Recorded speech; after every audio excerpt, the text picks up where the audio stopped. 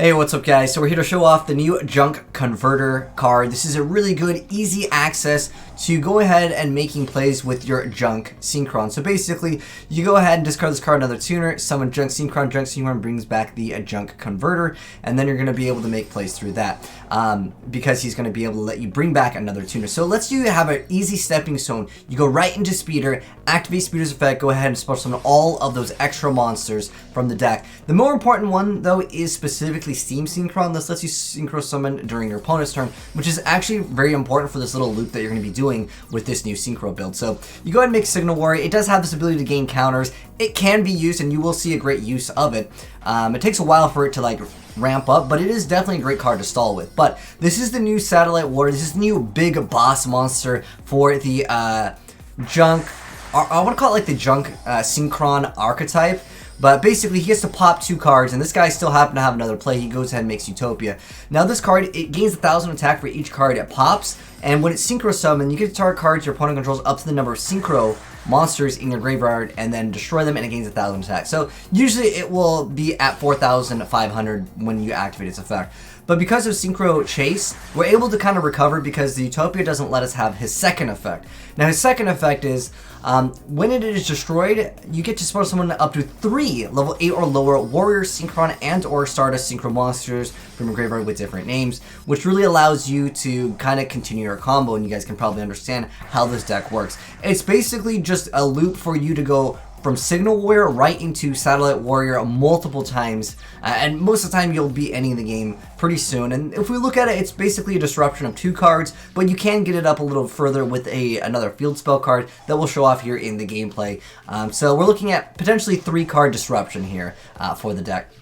Now, this card is actually pretty good, even if you don't happen to have the option to go for the big boss monster. Signal Warrior protects himself already. It's during the standby phase, you get to place a counter on him, and his ability is that if you have a counter, you can't have him be destroyed by your opponent's card effect or battle. And we did see him also use the burn effect. I want to go over this effect real quick.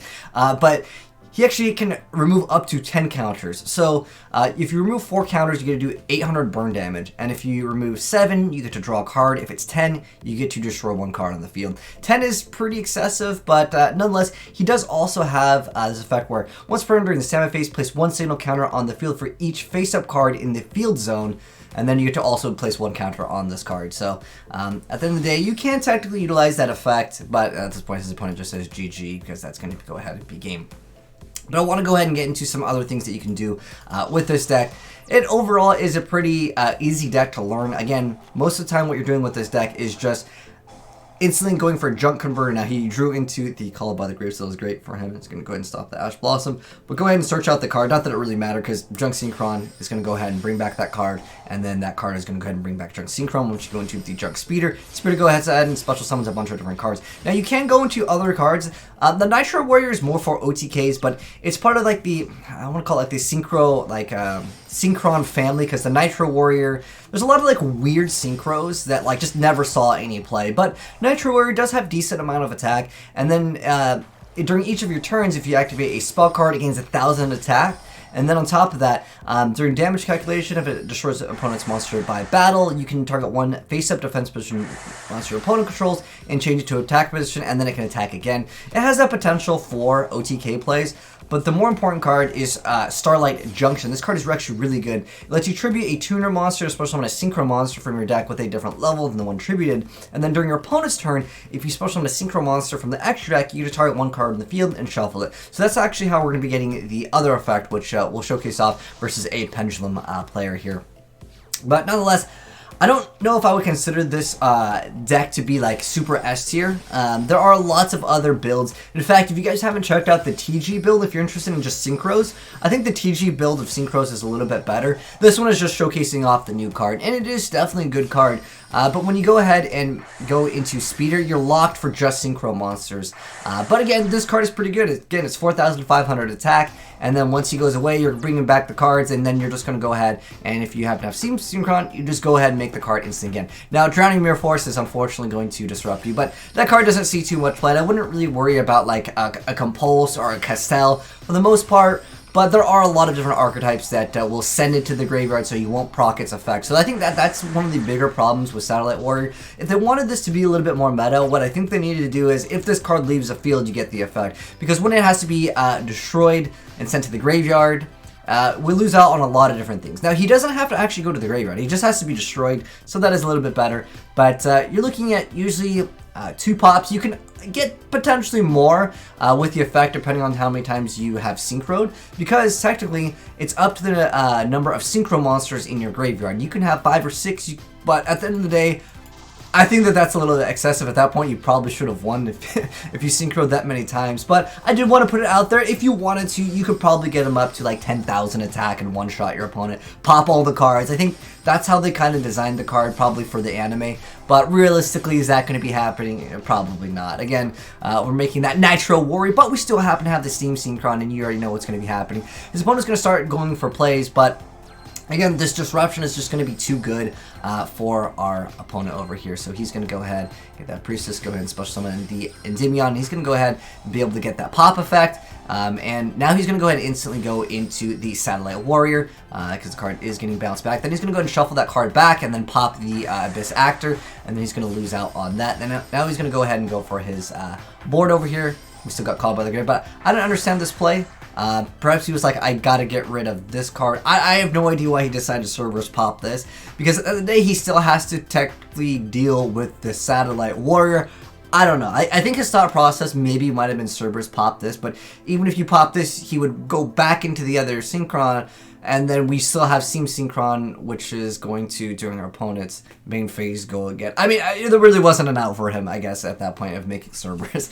But anyways, yeah, that's how the new Synchron deck for 2020 is looking out to perform like. Again, this is basically showcasing off Junk Converter here, and I think it is a pretty cool card.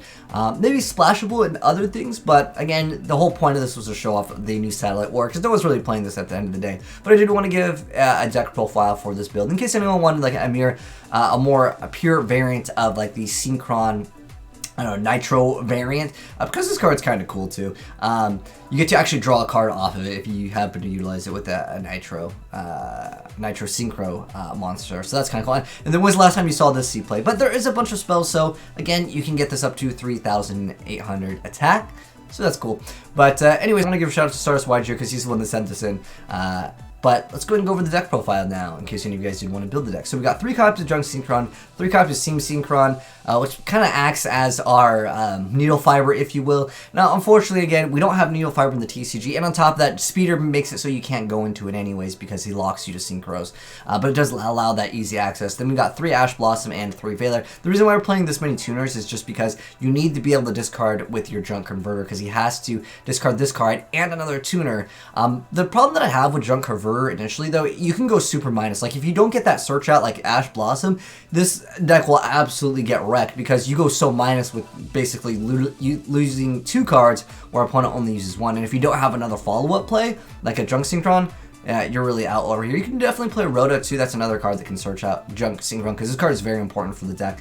And then we have 3 copies of the Nitro Synchron.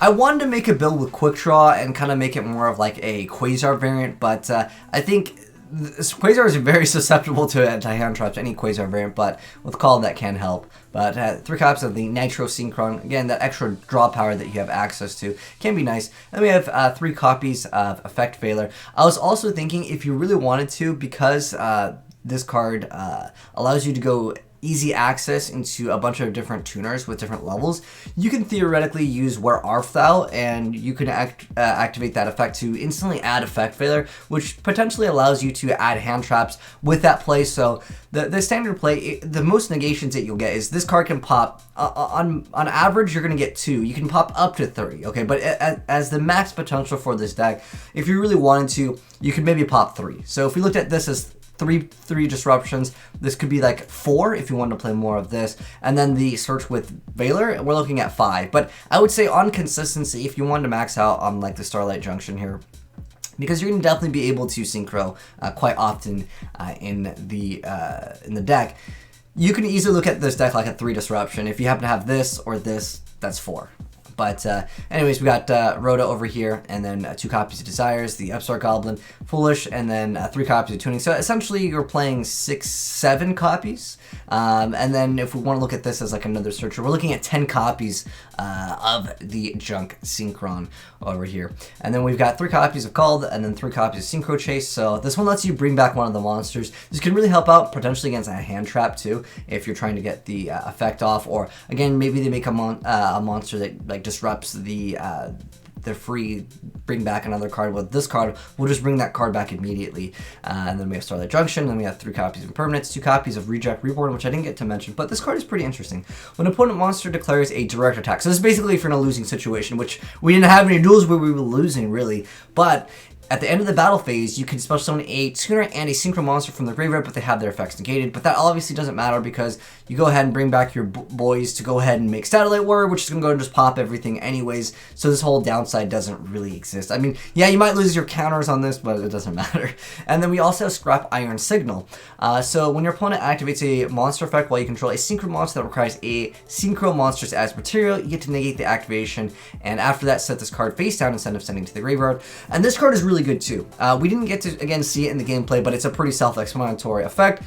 You just go ahead and are able to negate anything. So if you draw this card, you can potentially go up to, I mean, this is, at the end of the day, this is a negate, this is a negate, but I would say you're getting 2 disruptions out of this. This is another one. You could potentially get a bunch of disruptions with this deck, but again, you're looking at 3 consistent disruptions, and potentially you can go up to like 5, 6, and if you really want to go further, maybe this card can pop 4. But I don't think your opponent's going to go spam 4 monsters, knowing that they have the option to get wrecked by this card. But a lot of people don't know what the heck the Synchro deck does. I'm pretty sure if they see like a what is that? The signal, if they see Signal Warrior pass, they're like, dude, this guy's a joke.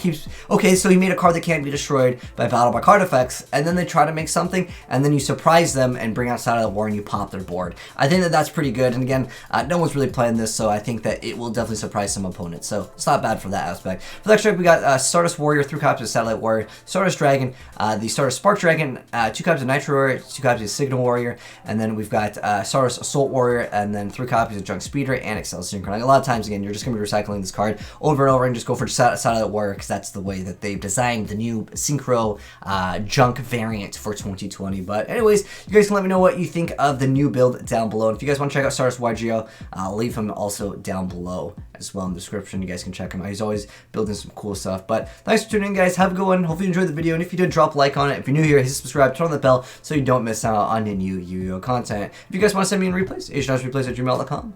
You guys can send me in. I definitely want to check out the new Buster Blade. I don't even know if they added it, but this was something I did want to cover because I was a big Synchro fan, but I feel like leaks really hurt like Synchros in general. But now I'm all about the heroes. But I did want to go ahead and shout out my boy Junk Synchro, Junk Converter here, because he did come out literally at the same time, but I've been just playing heroes for the past couple days. But anyways, thanks for tuning in, guys. Have a good one. I'm signing out. Peace.